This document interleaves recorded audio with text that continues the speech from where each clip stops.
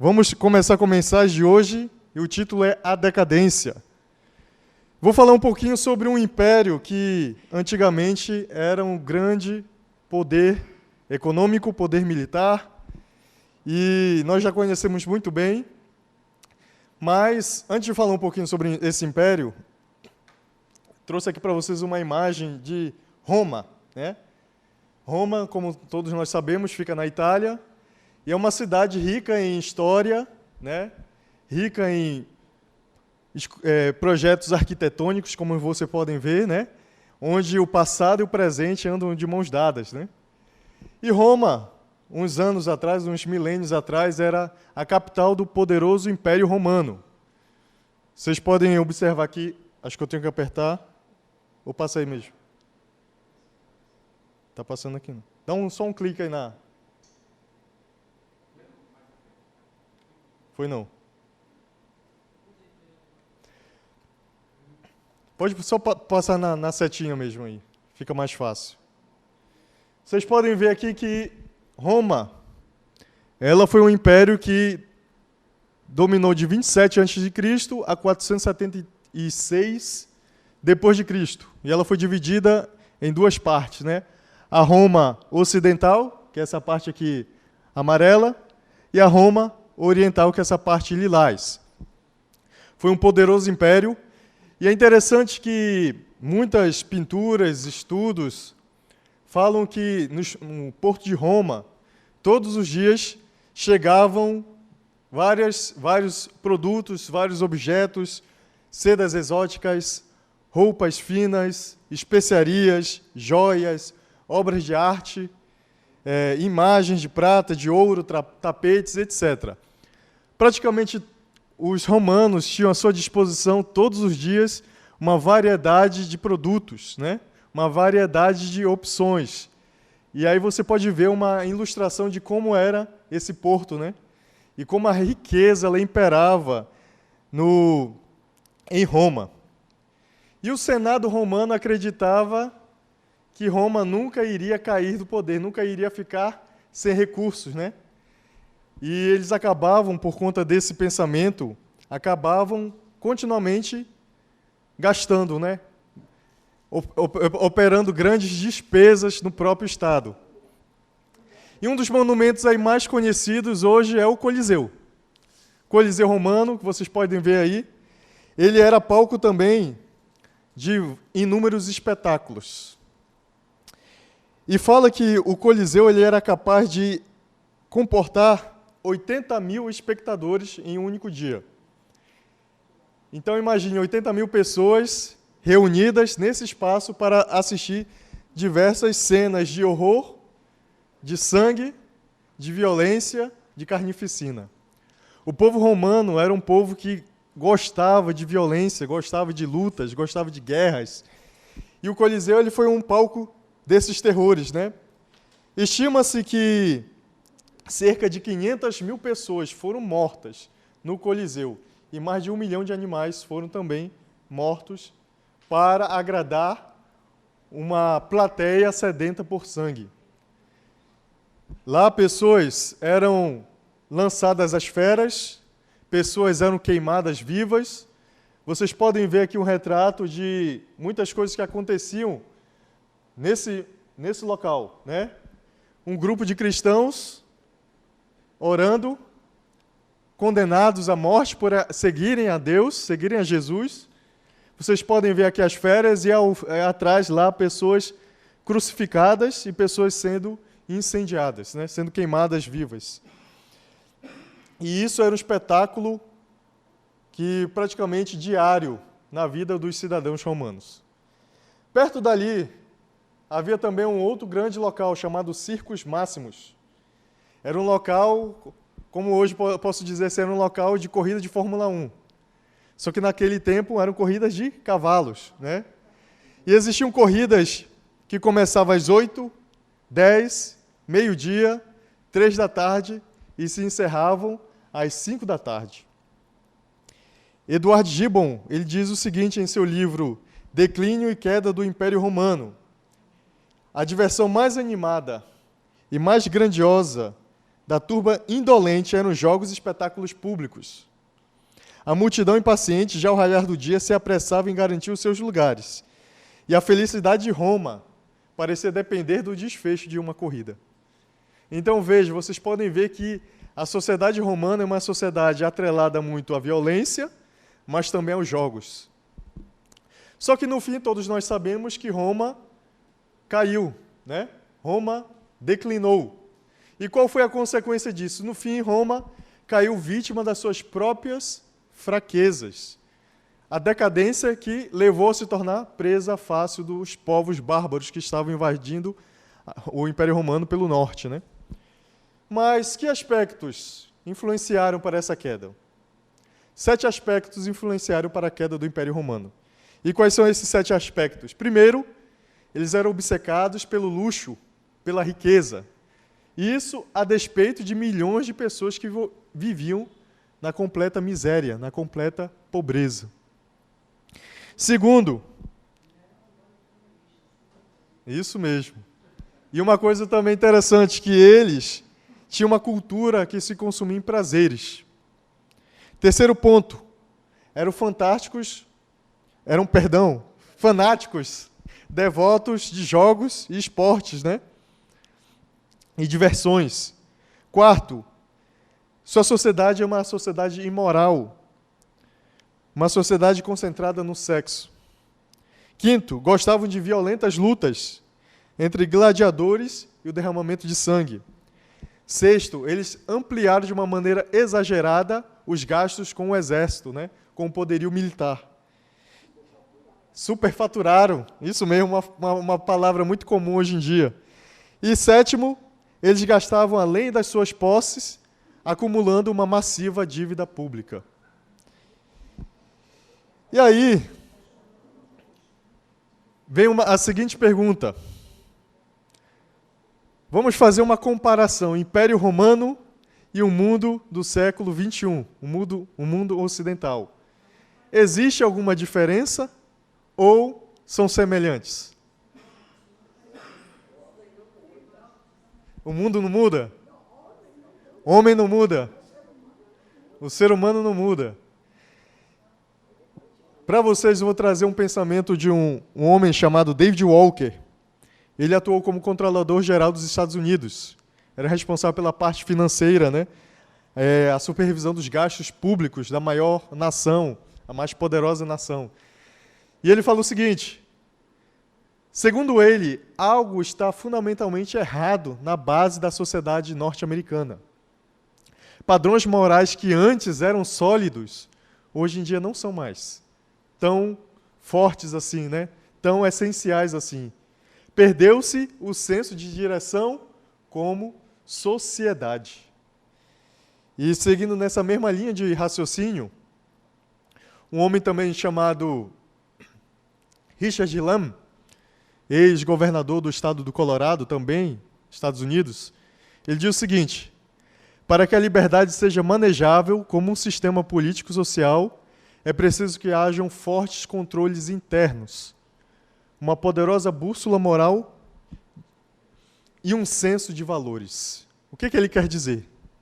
Que para uma sociedade viver em harmonia, ela precisa de um norteamento, uma bússola moral. E qual seria essa bússola moral? Nós vamos entender um pouquinho sobre isso hoje. Mas eu convido vocês a abrirem as suas Bíblias no livro de Jeremias, capítulo 17. Jeremias, capítulo 17. Jeremias ele fala algo muito interessante sobre o nosso coração, sobre as nossas condutas. Jeremias 17:9 justamente traz algo muito importante que devemos nos atentar esta noite. O que ele fala aí? Enganoso é o coração, mais do que todas as coisas, e perversos, quem o conhecerá? Jeremias vem falando justamente do nosso coração, das nossas intenções, das intenções dos seres humanos. Nosso coração ele é corrupto, ele tem uma tendência a fazer coisas erradas. Porque nós nascemos em um mundo de pecados. E por isso, nossa natureza ela tem uma fácil inclinação a coisas erradas. E Jeremias ele justamente vem trazendo esse conceito. Se nós perdermos o nosso senso de valor, nós teremos perdido a nossa bússola moral. Por isso, nós precisamos de um guia, de uma bússola. E o que acontece quando nós não temos essa bússola moral? O que acontece com a sociedade?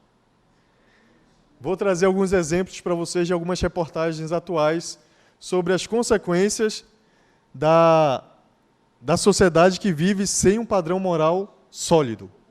Vamos lá. Primeira reportagem, mulher incendiada pelo ex-companheiro em uma estação de trem. Segunda, porque o Brasil tem a população mais depressiva da América Latina. Terceiro, Berlim tem protesto pelos direitos das pessoas que se identificam como cachorros. E como elas manifestaram? Como elas protestaram? Latindo. Onda de agressão a professores no mundo. Ficar perto da porta para sair correndo. A violência dentro das escolas tem aumentado, né? A violência contra os professores. Jovem mata os seus pais, sai para lanchar, volta e incendeia a casa. Guerra em Gaza pode durar mais de 7 meses. Essa é uma reportagem já um pouco desatualizada, porque a guerra já passou disso, né? Então vejam, isso são apenas retratos da decadência da sociedade do século XXI. Isso tudo porque há uma ausência de um padrão moral para nortear nossas condutas. E eu pergunto para vocês, qual seria o padrão moral que todos nós, como pessoas, não só como cristãos, como pessoas, devemos seguir? Qual o padrão moral que existe, que precisa ser seguido? Cristo. Cristo é um padrão, mas ele estabeleceu uma regra, uma lei. Qual é a lei de Deus? Os 10 mandamentos. Os 10 mandamentos é conhecido como a lei moral. É a lei que já existia antes mesmo da criação do mundo. E foi a única parte da Bíblia em que Deus escreveu com o próprio dedo. Teve essa parte, teve aquela outra quando uma mão apareceu numa parede, né, diante do rei Belsazar, que escreveu lá Mene, Mene, Tekel, Parsim, né? Mas essas foram as vezes que Deus escreveu. E os 10 mandamentos, eles fazem parte justamente de um padrão que a sociedade deve seguir, mas hoje não segue. Infelizmente, nós estamos vendo um crescimento absurdo da violência. E certo estudo foi feito com jovens, né? Jovens, e constatou-se o seguinte, que um jovem de 18 anos, em média, ele já testemunhou ao longo de sua vida mais de 200 mil cenas de violência, seja na televisão, seja em filmes, seja em redes sociais, enfim. Um jovem, aos seus 18 anos, já testemunhou ao longo da vida 200 mil cenas de violência. E isso inclui 40 mil assassinatos. E eu pergunto para você, quando uma pessoa começa a observar muito algo, ela acaba internalizando isso. Por que eu digo isso? Paulo ele fala no livro de 2 Coríntios, capítulo 3, versículo 18, que nós somos transformados pela contemplação. Ou seja, tudo o que nós observamos é guardado em nós, em nossa mente. Eu fiz uma pesquisa sobre a nossa capacidade de absorvermos as coisas, e foi constatado que a nossa visão ela é responsável por em torno de 80% a 90% de tudo aquilo que nós assimilamos. Então veja, tudo que nós observamos influencia em si, sim, a nossa conduta, as nossas atitudes. Quanto mais eu fico exposto a cenas de violência, mais violento eu vou ser, mais agressivo eu vou ser. E isso é um fato que a própria ciência, ela constata. Mas eu pergunto aos irmãos que estão aqui presencialmente, que estão nos acompanhando aí virtualmente. Será que Deus não tem um plano melhor para cada um de nós? Será que Deus não fez algo para resolver essa situação? Deus fez. E a solução está aí, um padrão moral para todo o universo, não somente para a Terra, né? Não somente para os seres humanos. Os 10 mandamentos, eles são um padrão, ele é um padrão para todo o universo. Só que, irmãos, infelizmente hoje muitas pessoas desconhecem os 10 mandamentos. Muitas pessoas hoje sabem mais ingredientes de um hambúrguer do que os 10 mandamentos. Isso é uma verdade, porque a agência Reuters, ela divulgou uma pesquisa que ela fez com os americanos, e ela descobriu que os americanos sabiam mais de um ingrediente de um lanche de uma rede de fast food do que dos 10 mandamentos. Cerca de 80% dos entrevistados identificaram os ingredientes do sanduíche que vocês estão vendo aí na tela. Por outro lado, menos de 60% citaram o mandamento não matarás. E apenas 34% conheciam o mandamento lembra-te do dia do sábado para o santificar, o 4º mandamento. Ou seja, poucas pessoas estão sabendo, estão vivendo o padrão moral que Deus estabeleceu para cada um de nós. O padrão moral que é os 10 mandamentos. Vamos então passar aqui rapidamente sobre cada um desses 10 mandamentos. O primeiro mandamento diz o quê? Não terás outros deuses diante de mim. A essência da vida é reconhecer que existe um único Criador, um único Deus e Senhor. Se Deus não é o primeiro na nossa vida, se Deus não está à frente das nossas decisões, então Ele não está sendo Deus para nós. Segundo mandamento diz o quê?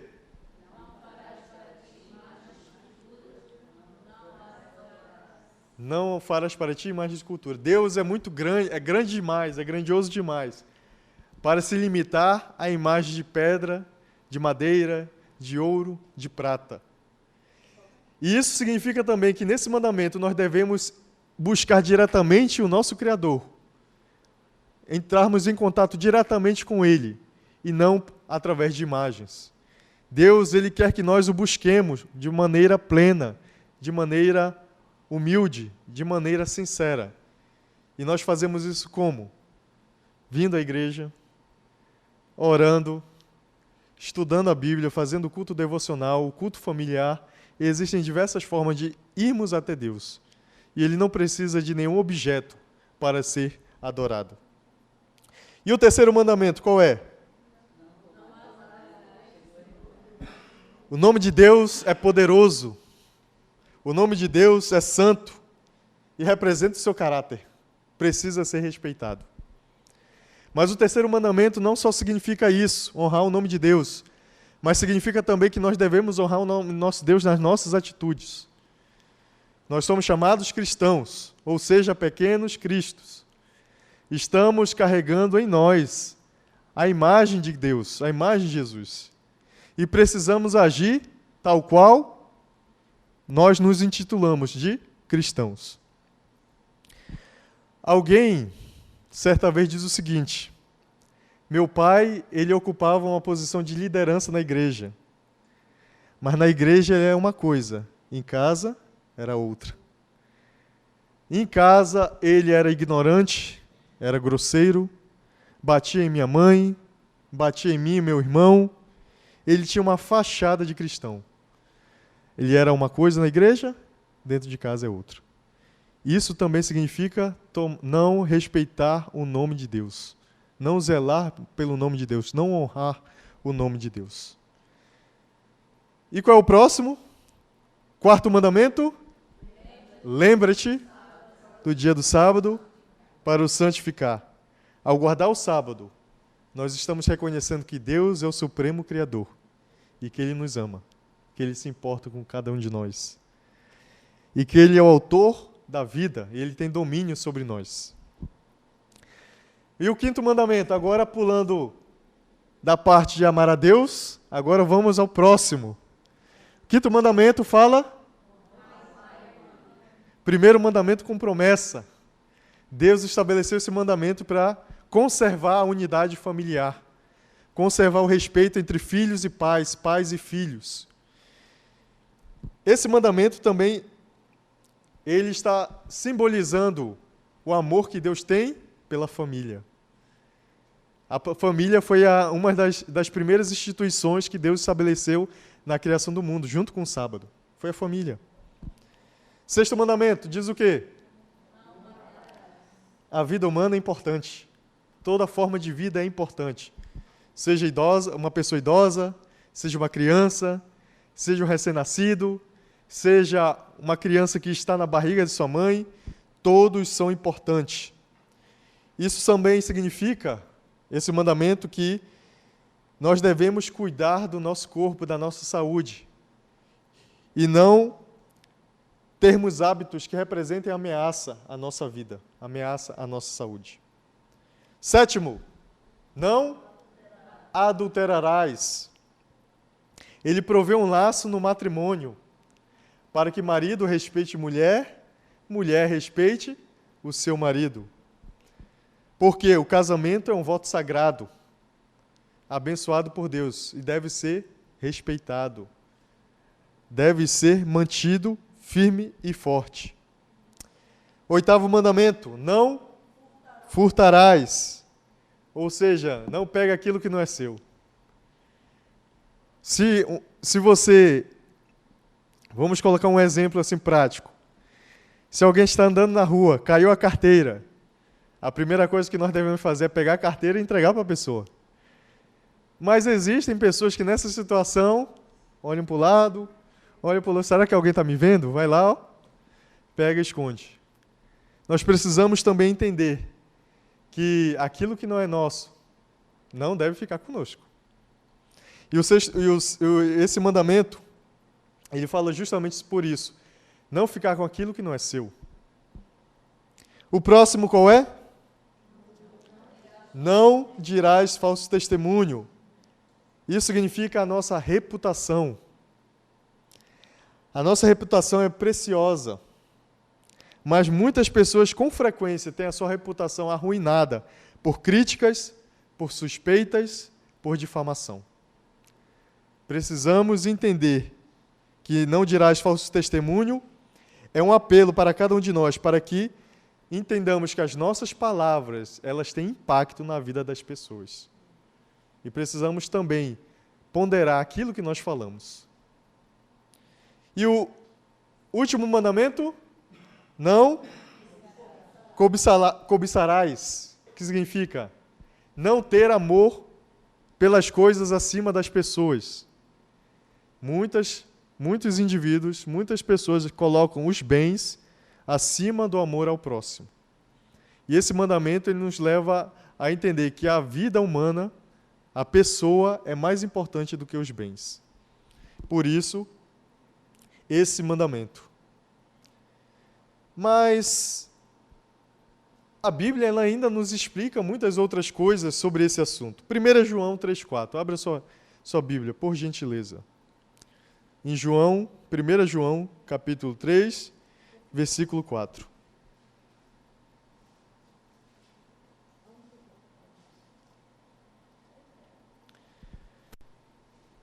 Vamos entender, então, qual é o objetivo dos 10 mandamentos. Por que eu, como pessoa, devo guardar os 10 mandamentos? Não, eu não falo como cristão, eu falo como ser humano, como pessoa. Porque eu devo guardar os 10 mandamentos. Qual o objetivo dos 10 mandamentos? 1 João, capítulo 3, versículo 4. Vou esperar os irmãos se encontrarem. 1 João, capítulo 3, versículo 4, diz o seguinte: todo aquele que pratica o pecado, o que acontece? Transgride a lei. De fato, o pecado é a transgressão. Vamos entender. O pecado é o que? A transgressão da lei. Qual é a lei que nós estamos falando aqui? A lei de Deus, os 10 mandamentos. Então, o pecado é quando eu transgrido, desobedeço os 10 mandamentos. Isso é pecado. E nós entendemos aqui quais são esses mandamentos. Imagine a seguinte situação. Essa imagem ela representa justamente aquilo que os 10 mandamentos representam para a nossa vida. Eu me lembro que quando, no início do ano, eu fui para um evento lá no IPAI, né, em Petrópolis, um evento do Ancionato. E quando nós vamos subindo lá a serra, né, para chegar em Petrópolis, nós passamos por um caminho assim, no alto do monte, né? Posso dizer assim, né? Tem momentos que o ônibus ele faz uma curva e você pode ver que você está numa parte bem alta e lá embaixo você consegue ver assim árvores, né? Outras estradas, casas, e você vê que você está lá em cima. Mas nessa curva existe uma barreira, né? Existe uma cerca. E qual é o intuito dessa cerca? Proteger, impedir que o veículo ele acabe ultrapassando ali e caia no abismo, né? A lei de Deus ela funciona da mesma forma. Ela não restringe a nossa liberdade, pelo contrário, ela nos protege. Ela garante a nossa liberdade. E aqui essa imagem, ela justamente retrata isso, né?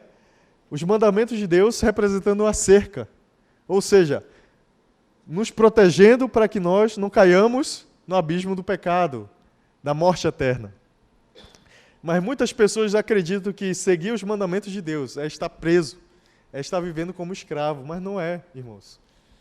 É o contrário. Viver as suas próprias paixões, aí sim, é estar vivendo como escravo. Escravo dos seus próprios desejos. Mas seguir a vontade de Deus, você está sendo liberto de todo mal, de todo problema. Faço a pergunta para vocês. A morte de Cristo, ela tornou a lei nula? Por que não? A lei é eterna? A lei é eterna, sim. Mas por que eu digo isso? Porque muita gente diz assim, olha, eu não preciso mais seguir a lei é coisa do passado, do Antigo Testamento. Quando Jesus veio ao mundo, morreu por nós, ele anulou a lei, e agora nós somos salvos pela graça. Então não preciso servir a lei. Vocês concordam com isso? Então a morte de Cristo, ela não anulou a lei, correto?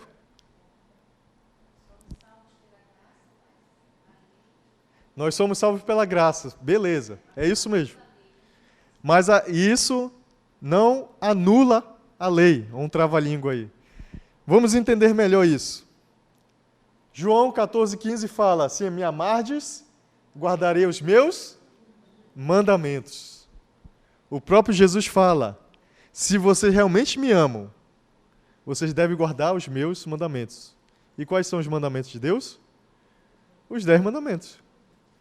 Se nós demonstramos amor a Cristo, verdadeiramente, nós devemos obedecer aos mandamentos de Deus. Então a pergunta é, a lei nos salva? Não salva. Se não salva, para que eu então sigo a lei? Ela mostra o caminho?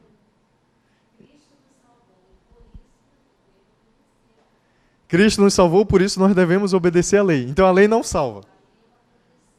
A lei é uma proteção, correto. Mas então por isso Cristo nos salvou, Cristo nos ofereceu a graça, que é um dom imerecido. A graça é um dom que nós recebemos pelo sacrifício de Cristo na cruz. Nós precisávamos pagar um preço, porque o salário do pecado é a morte, mas nós não tínhamos condições de pagar esse preço. Quem veio e pagou por nós? Jesus. Porque Deus amou o mundo de uma tal maneira que deu o seu Filho unigênito, para que todo que nele crê não pereça, mas tenha vida eterna. Essa é a graça. A graça está resumida em João 3,16. Pois não.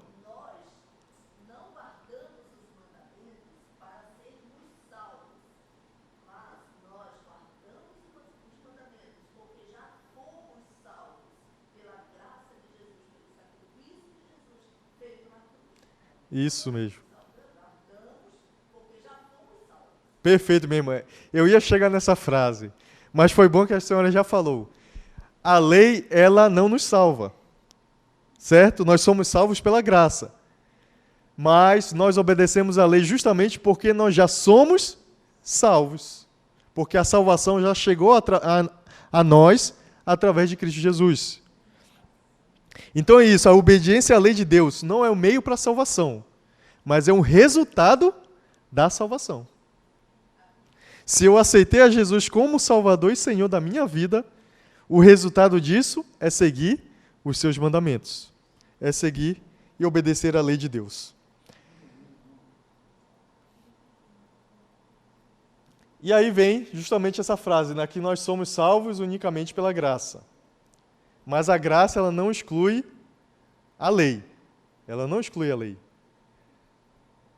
A graça não exclui a lei. Romanos 3,20 fala o seguinte, que nós, pela lei, vem o pleno conhecimento do pecado. Vamos entender melhor como funciona a lei? Pediu alguém me ajudar aqui com segurar um espelho aqui, por favor? Um voluntário, uma voluntária. Vai ser aqui meu ajudante. Pode vir, chega mais perto. Você aponta o espelho para lá. Isso, não precisa nem aparecer. Muito bem. Vamos entender, então, o papel da lei de uma forma prática em nossas vidas. Aqui temos um espelho, certo? Para que serve um espelho? Para mostrar o que nós precisamos corrigir, né? Se o meu cabelo está bagunçado, não tenho muito cabelo. Se eu estou com alguma sujeira e preciso limpar, né?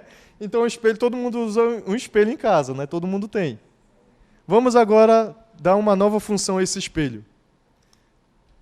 Esse espelho simboliza o quê? A lei, certo? Vamos imaginar dessa forma. A lei, ela é como um espelho. Eu olhando a lei, o que ela vai fazer na minha vida? Ela vai mostrar as minhas imperfeições, a sujeira que o pecado causou em mim.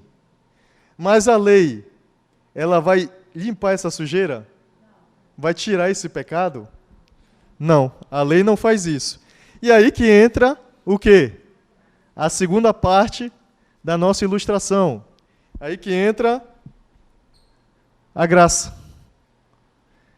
A lei de Deus mostra os nossos erros, os nossos defeitos, os nossos pecados, mas ela por si só, a lei por si só, não nos limpa, não nos purifica do pecado.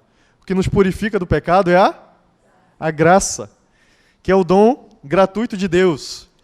Então eu sigo a lei, entendo que onde eu tenho falhado, recorro a Jesus mediante a sua graça, e através disso, através da graça de Cristo, que me purifica de todo o pecado, eu consigo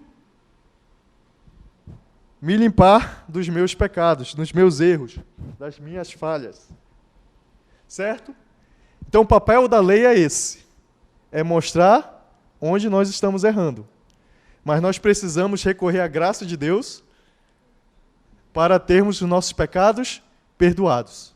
Então veja, que é uma atitude que também parte de nós.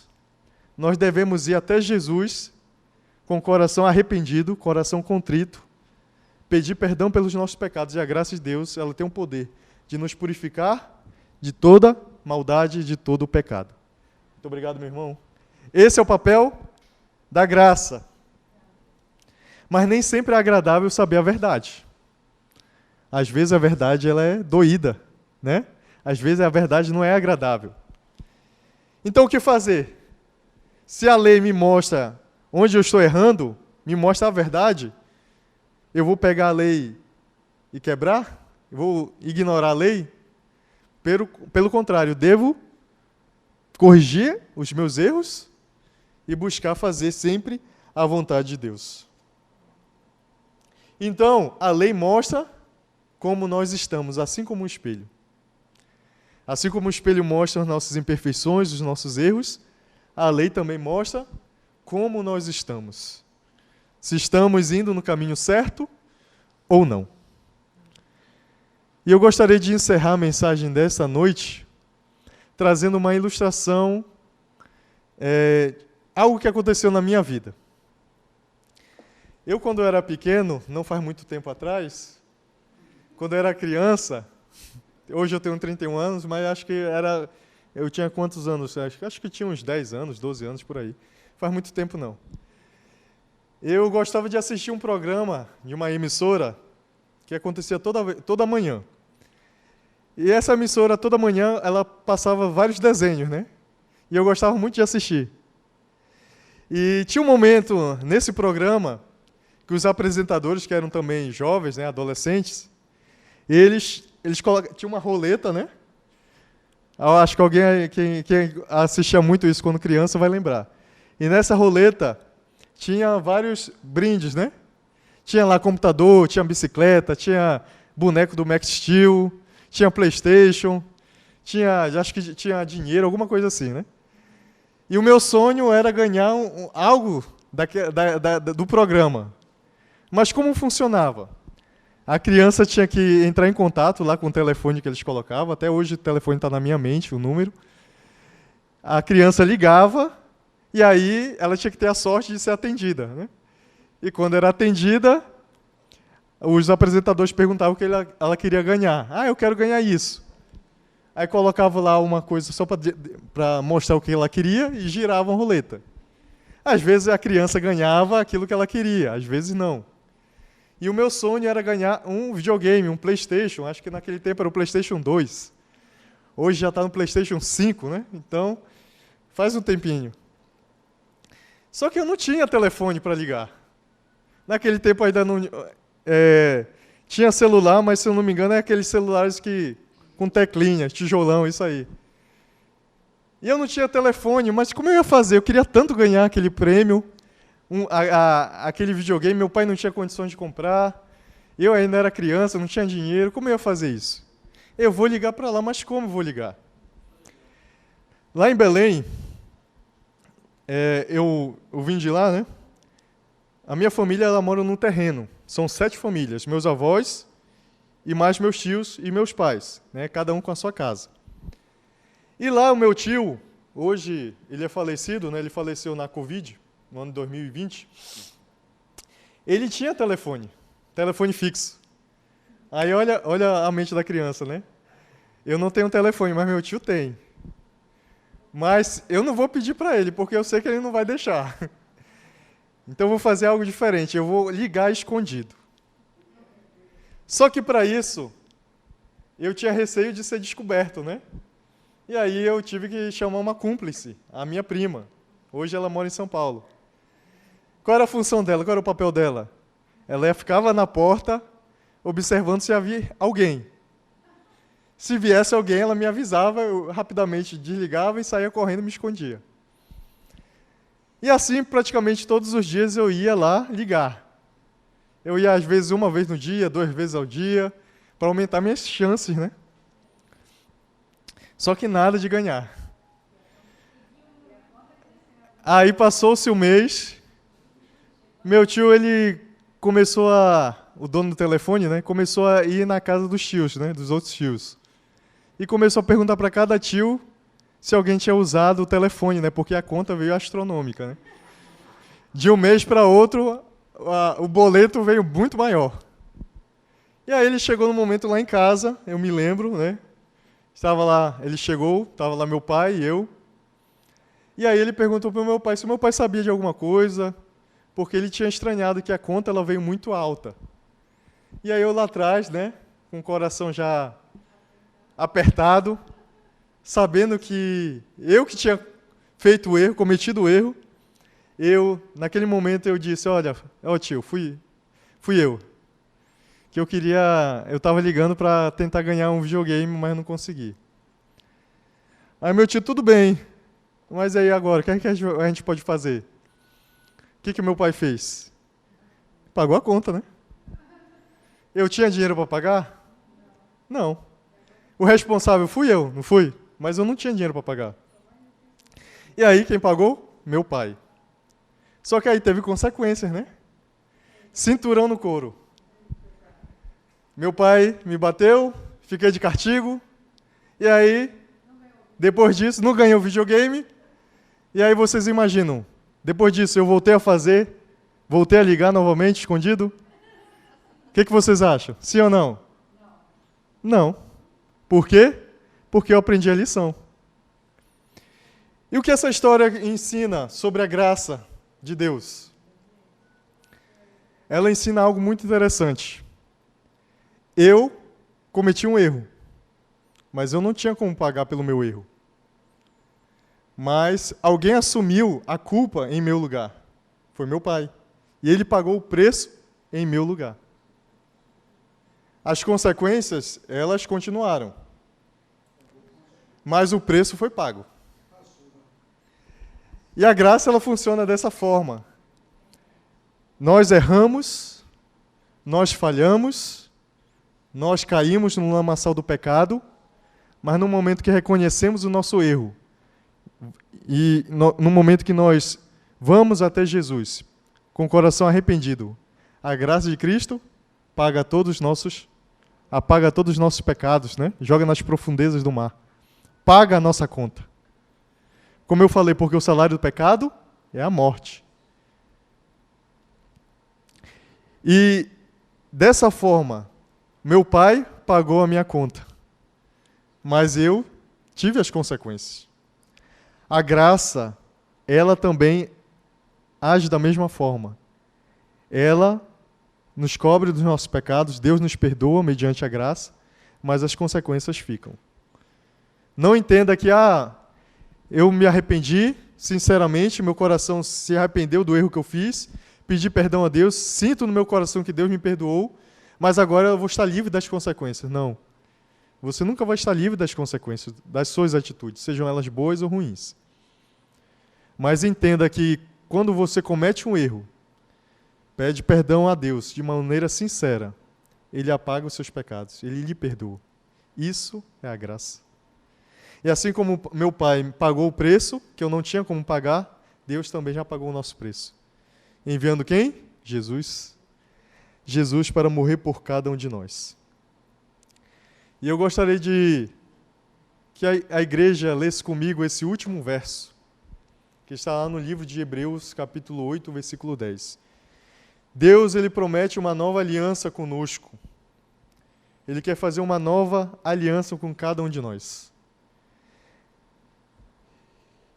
E nós vamos fazer da seguinte forma.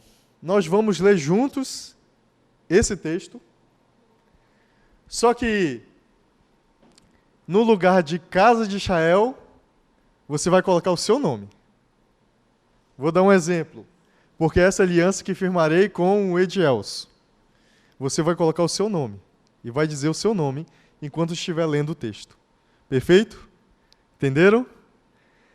Essa é a promessa que Deus faz a nós. Nesse momento nós estaremos lendo essa promessa. Dizendo de uma maneira simbólica que nós aceitamos essa promessa em nossas vidas. Então vamos lá? No 3, 1, 2, 3. Porque esta é a aliança que firmarei com o Edielso.